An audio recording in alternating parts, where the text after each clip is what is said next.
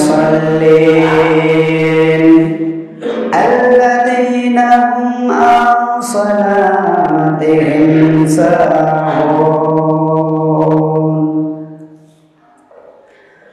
উপস্থিত সম্মানিত দিন জুমার মুসল্লিগণ, সর্বপ্রথম সর্বে আগে ওই মহান স্রষ্টা রব্বুল আলামিনের প্রশংসা জ্ঞাপন করি যে মহান রব্বুল আলামিন আপনাকে আমাকে এই জুমার মসজিদে আসার এবং একত্রিত হওয়ার তৌফিক দান করেছেন।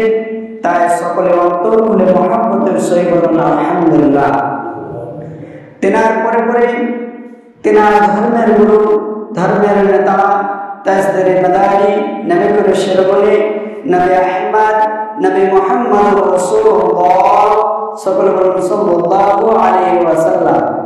তেনার প্রতি শত শত দরুদ ও সালাম শান্তির ধারা বর্ষিত হোক। আল্লাহুম্মা সাল্লি আলাইহি আল্লাহুম্মা বারিক আলাইহি।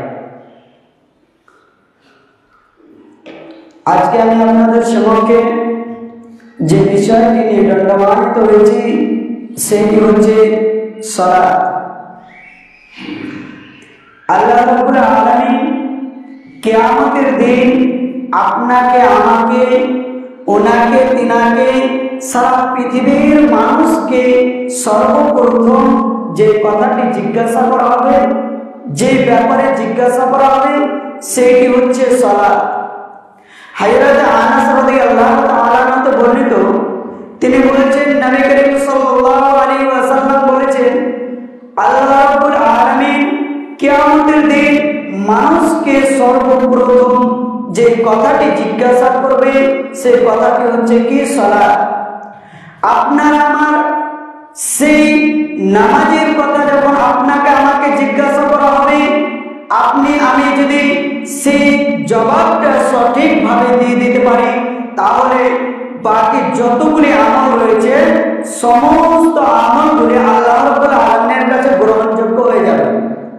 আর যদি আপনার আমার এই নামাজটাই সর্বপ্রথম যখন এই নামাজের কথা জিজ্ঞাসা করবে, এই নামাজটাই যদি আপনার আমার ভুল হয়ে যায়, যদি জবাবটা অসঠিক হয়ে যায়, তাহলে আপনার যতগুলি আপনি বিগত যতগুলি আমল করেছিলেন সমস্ত আপনার আমলগুলি কি হয়ে যাবে?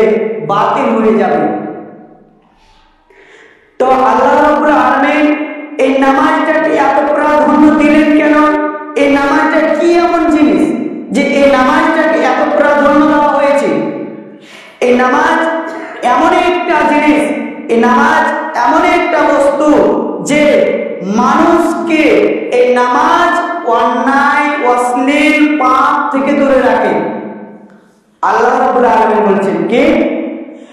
ইন্নাস সালাতা তানহা আনিল ফাহশাই ওয়াল মুনকার ওয়া লা যিকরুল্লাহি আকবার। আল্লাহ রাব্বুল আলামিন বলেছেন কি? ইন্নাস সালাতা তানহা, নিশ্চয় নামাজ আনিল ফাহশাই ওয়াল মুনকার, মানুষকে অন্যায় মুনকার কাজ থেকে বিরত রাখে। ওয়া লা যিকরুল্লাহি আকবার, এবং আল্লাহর জিকির সব থেকে বড় আসবাব। ওয়াল্লাহু ইয়ালামু মা তাসনাউন, এবং আল্লাহ তাআলা সমস্ত কিছু থেকে অবগত।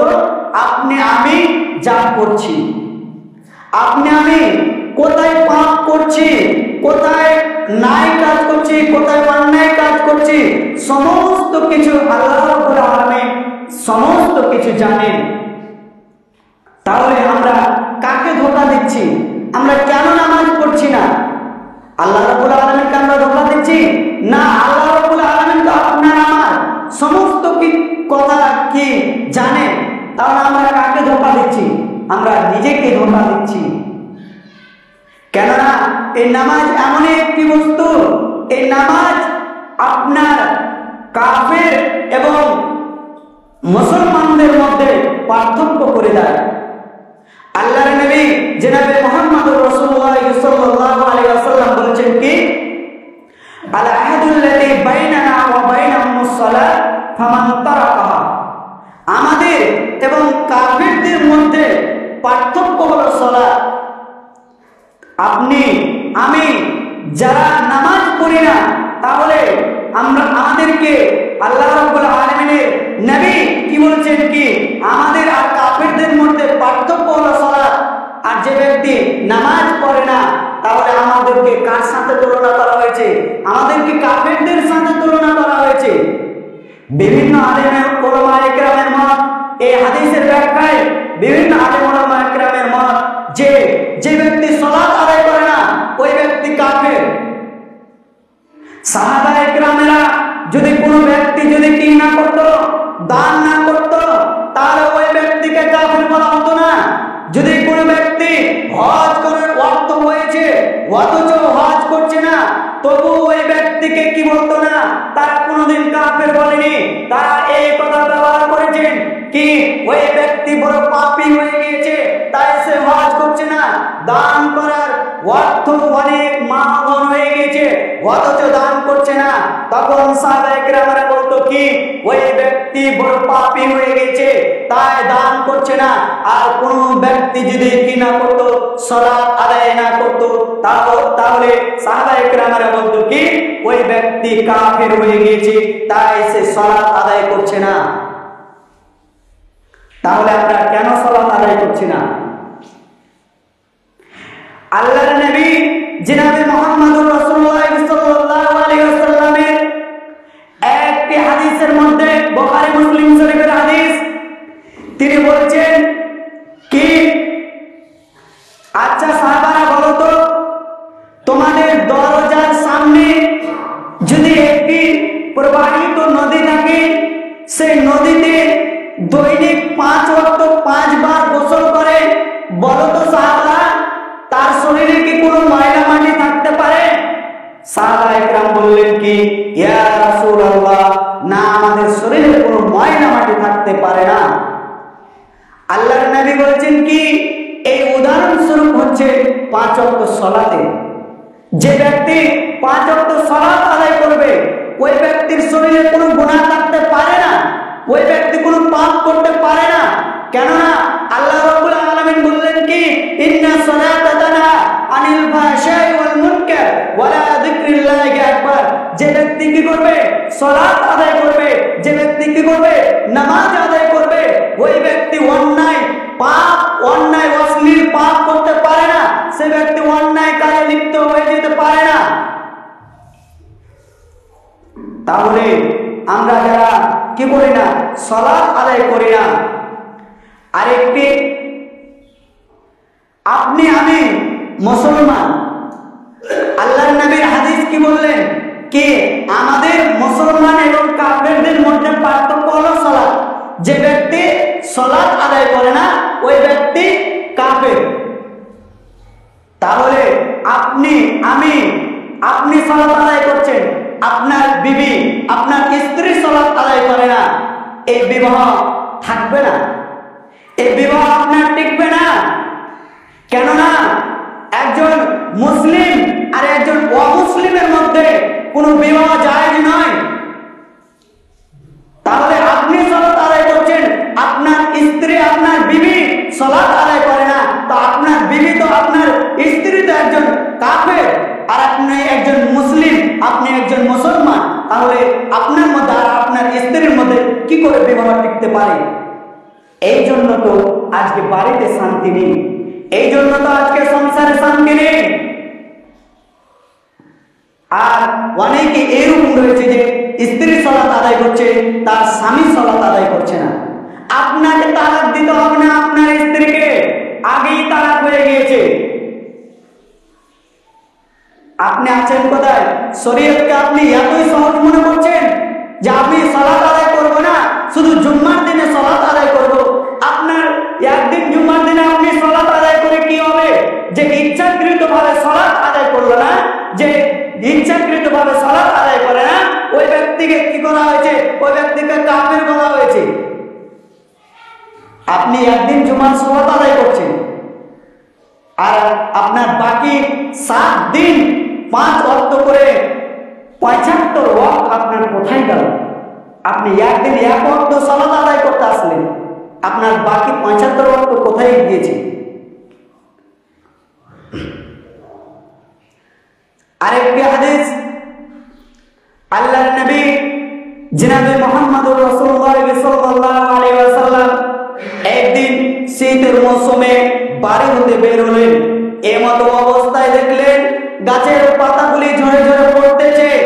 আল্লাহর নবী আবু জারকে সম্বোধন করে বলছেন কি, হে আবু জার, তুমি দেখতে পাচ্ছ এই যে গাছের পাতাগুলি ঝরে ঝরে পড়তেছে, কোন আল্লাহর বান্দা যদি কি করে একমাত্র আল্লাহকে সন্তুষ্ট করার জন্য, আল্লাহকে ভালোবাসার জন্য যদি কি করে 5 ওয়াক্ত সালাত আদায় করে, 5 ওয়াক্ত নামাজ আদায় করে, তাহলে তার দেহের সমস্ত গুনাহগুলি এই ডালে, এই গাছের পাতার যেভাবে ঝরে ঝরে পড়ে গেল, তার দেহের সমস্ত গুনাহগুলি এইভাবে ঝরে ঝরে পড়ে যায়। আমরা আজকে এই নামাজের মাধ্যমে এত সুযোগ পেয়েছি, এত আমরা অফার পেয়েছি, অথচ আজকে আমরা সারা পৃথিবীর মানুষ কি করছি না, সালাত আদায় করছি না, নামাজ আদায় করছি না। আর আমরা যারা সালাত আদায় করছি, কি রকম ভাবে সালাত আদায় করছি? হয়তো আমাদের কাউরে সালাত, হয়তো আমাদের কাউরে নামাজ আল্লাহ রাব্বুল আলামিনের কাছে গ্রহণযোগ্য হয় না। কেননা আল্লাহ রাব্বুল আলামিন বলছেন কি, ফাওয়াইলুল লিল মুসাল্লিন আল্লাযীনা হুম আন সালাতিহিম সাহুন। আল্লাহ রাব্বুল আলামিন বলছেন কি, ওই সমস্ত নামাজীদের জন্য ধ্বংস, ওই সমস্ত নামাজীদের জন্য ধ্বংস যারা 2 ওয়াক্ত সালাত আদায় করলো, 3 ওয়াক্ত সালাত আদায় করলো না, অতএব যারা রুকু সাজদা ভালোভাবে আদায় করলো না। আমি আপনি আসছি নামাজ পড়তে আসছি, কেমন ভাবে আমরা নামাজ পড়ছি আমরা বলতে অনেক কষ্ট লাগে। কেননা যেমন ভাবে আপনার কিনা টয়লেটে বেশিক্ষণ থাকা যায় না, সেই রকম ভাবে আজকে আমরা এই মসজিদকে টয়লেটের মতো ব্যবহার করছি। মসজিদে আমাদের মন টিকে না। মসজিদে আসছি, মসজিদ থেকে আবার তাড়াহুড়া করে আমরা সিজদা, কোথায় আমাদের সিজদা হচ্ছে, কোথায় আমাদের রুকু হচ্ছে, আমরা নিজেও জানতে পারি না। এইরকম ভাবে আমরা মসজিদে এসে সালাত আদায় করে আমরা বাড়ি চলে যাচ্ছি। আল্লাহ রাব্বুল আলামিন বলেছেন কি, ওই সমস্ত নামাজীদের জন্য, ওই সমস্ত নামাজীদের জন্য ওয়াইল নামক জাহান্নাম তৈরি করা হয়েছে। যে জাহান্নাম হতে ফেরেশতাগণ দিবারাত্রি শতবার করে পানা চায়, ওই সমস্ত নামাজীদের জন্য এই ওয়াইল নামক জাহান্নাম খানা তৈরি করা হয়েছে। আজকে আপনি আমি এইরকম ভাবে যদি সালাত আদায় করি, তাহলে আমাদের জন্য তো আমরা তো পাপে লিপ্ত হবই। আমরা তো নামাজ পড়ার পরেও আমরা অন্যায় কাজে লিপ্ত হয়ে যাব। আমরা কেমন করে সেই অন্যায় থেকে বিরত থাকতে পারবো? আমরা কেমন করে সেই অন্যায় থেকে বেঁচে থাকতে পারবো? এই জন্য তো আমরা সেই অন্যায় কাজ থেকে বেঁচে থাকতে পারছি না। এই জন্যই তো আমরা সেই অন্যায় কাজে একের পর এক লিপ্ত হয়ে যাচ্ছি। এই জন্য তো আজকে দেখেন যে বাড়িতে সালাত আদায় করে না, আজকে দেখেন যে বাড়িতে সালাত আদায় নেই, ওই বাড়ির মেয়ে, ওই বাড়ির ছেলে রাস্তায় বেহায়া হয়ে চলাফেরা করছে। ওই বাড়িতে কোনো শাসন নেই। যে বাড়িতে সালাত নেই, ওই বাড়িতে কোনো শাসন নেই। আল্লাহর নবী জনাবে মুহাম্মদুর রাসূলুল্লাহ সাল্লাল্লাহু আলাইহি ওয়াসাল্লাম বলেছেন কি, ওই সমস্ত বাড়ির মালিক, ওই সমস্ত বাড়ির গার্জেনের জন্য জান্নাতকে হারাম করে দেওয়া হয়েছে। কাদের জন্য?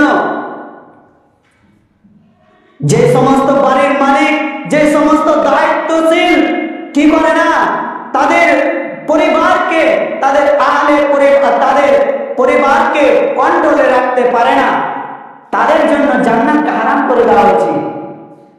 আপনি যতই হাজি হয়ে যান না কেন, আপনি যতই বড় একজন আলেম হয়ে যান না কেন, আপনি যদি আপনার পরিবারকে যদি আপনি সঠিকভাবে না নিয়ে চলতে পারেন, সঠিকভাবে যদি আপনি আল্লাহ যেভাবে আল্লাহ রাব্বুল আলামিন যেভাবে চলতে বলেছেন, নবীর হাদিস যেভাবে চলতে বলেছেন, সেভাবে যদি আপনি না চলেন, শরীয়ত মোতাবেক যদি আপনি না চলেন, তাহলে আল্লাহ রাব্বুল আলামিন বলেছেন কি, ওই সমস্ত ব্যক্তির জন্য জান্নাতকে হারাম করে দেওয়া হয়েছে।